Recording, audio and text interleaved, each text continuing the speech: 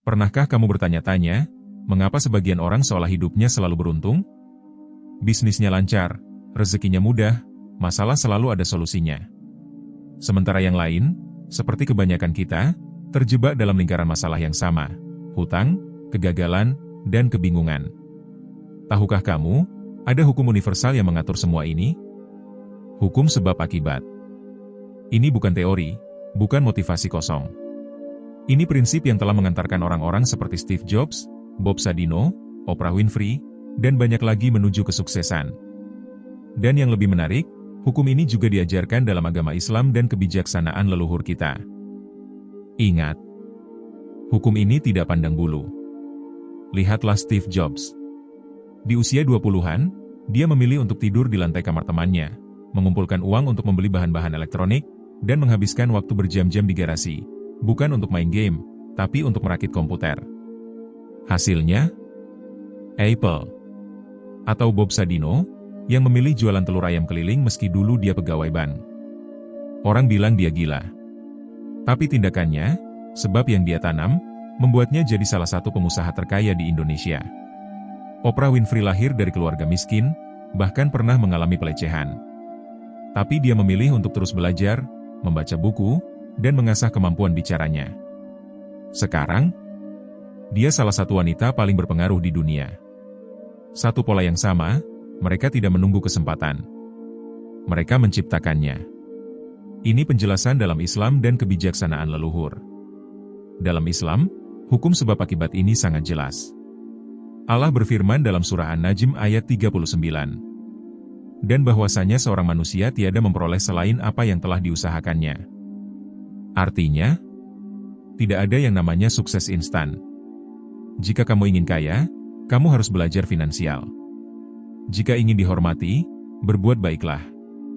Jika ingin rezeki lancar, perbanyak sedekah.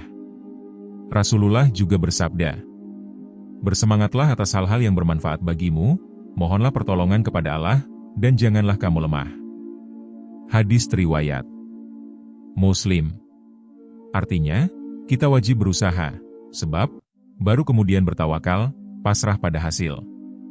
Leluhur Jawa punya prinsip, siapa nandur, bakal ngunduh, siapa menanam, akan menuai. Kalau kamu tanam padi, ia akan tumbuh padi. Kalau kamu tanam kelakuan buruk, jangan harap dapat hasil baik. Ini bukan sekadar pepatah. Ini hukum alam. Gue kasih contoh nyata yang bisa kalian tiru hari ini. Bayangkan dua orang. Andi, gaji 5 juta, tapi tiap akhir bulan selalu habis untuk nongkrong, beli barang branded, dan hutang kartu kredit. 5 tahun kemudian, masih di tempat yang sama, bahkan lebih tercekik hutang. Budi, gaji 5 juta, tapi dia sisihkan 1 juta untuk belajar skill baru, 500.000 untuk sedekah, dan hidup sederhana. 5 tahun kemudian, dia punya bisnis sampingan yang menghasilkan. Apa bedanya? Bukan keberuntungan. Bukan nasib. Tapi sebab yang mereka tanam setiap hari. Jadi, apa yang bisa kamu lakukan hari ini? Tulis 1 kebiasaan buruk yang harus kamu hentikan. Misal, scrolling media sosial berjam-jam. Ganti dengan 1 kebiasaan baik. Baca buku 30 menit, atau ikut kursus online gratis. Mungkin hari-harimu terasa berat. Masalah datang bertubi, hutang menumpuk, usaha bangkrut, hubungan keluarga retak. Kamu bertanya, kapan ini akan berakhir? Tapi dengarkan baik-baik, setiap masalah ada jalur keluar. Dan jalan itu dimulai dengan memahami hukum sebab akibat, prinsip yang dipegang oleh orang sukses, diajarkan agama, dan diwariskan leluhur kita. Gue contoh nyata lagi. Bayangkan Rudy, karyawan yang di PHK. Dia shock, marah, lalu menghabiskan waktu mengeluh dan menyalahkan perusahaan. 1 tahun kemudian, masih menganggur, hutang bertambah. Sementara Dewi, yang juga di PHK, memilih. Hari pertama, evaluasi skill, ternyata kemampuannya ketinggalan zaman. Minggu pertama, ikut kursus digital marketing gratis lewat YouTube. Bulan ketiga, buka jasa promosi online untuk UMKM. 2 tahun kemudian, dia punya agensi kecil-kecilan. Apa bedanya? Bukan kecerdasan atau keberuntungan. tapi respon terhadap masalah.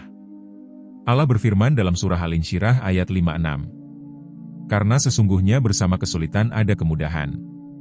Sesungguhnya bersama kesulitan ada kemudahan. Artinya, setiap masalah didesain untuk membuatmu lebih kuat. Tapi Allah tidak akan mengubah nasibmu jika kamu diam. Langkah Nabi Muhammad saat krisis. Berdoa tapi tetap bertindak. Saat hijrah ke Madinah, beliau tidak hanya pasrah, tapi merencanakan rute, memilih pemandu, dan bersembunyi di Gua Sur. Sedekah di saat sempit. Dalam hadits, Rasulullah bersabda, sedekah dapat menolak bala. Hr.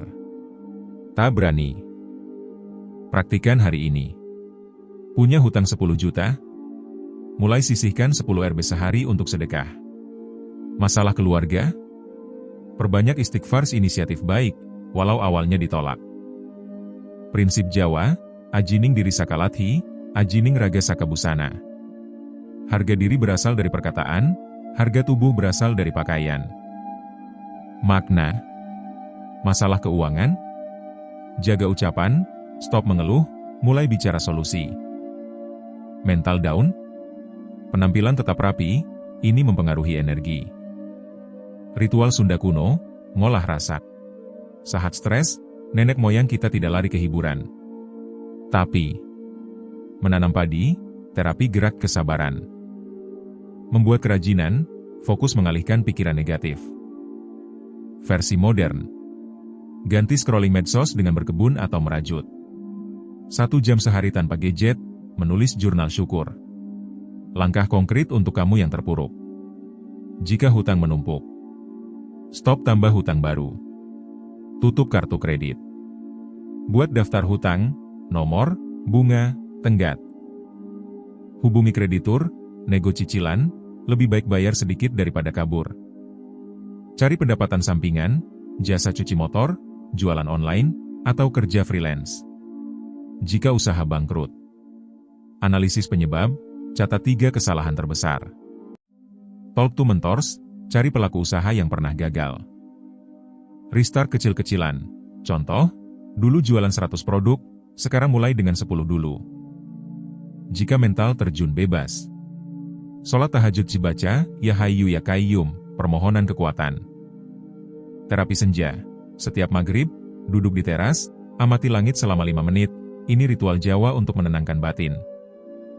Kamu tidak sendirian. Tapi ingat, Allah tidak akan mengubah nasibmu jika kamu tidak bergerak. Leluhurmu mewariskan kearifan, bukan untuk diabaikan. Mulai detik ini, ambil satu tindakan kecil. Hitung hutangmu. Hubungi orang yang bisa membantumu. Baca 1 ayat Al-Quran tentang kesabaran. Jika konten ini memberimu harapan, bagikan ke seseorang yang sedang berjuang. Karena berbagi kebaikan adalah sebab datangnya pertolongan. Untuk lebih banyak kisah bangkit dari keterpurukan, subscribe dan nyalakan lonceng notifikasi. Sampai jumpa di episode selanjutnya. Percayalah, ada cahaya di ujung terowongan. Mulai sekarang. Jangan tunggu besok. Karena perubahan besar selalu dimulai dari langkah kecil yang konsisten. Sampai jumpa di episode berikutnya.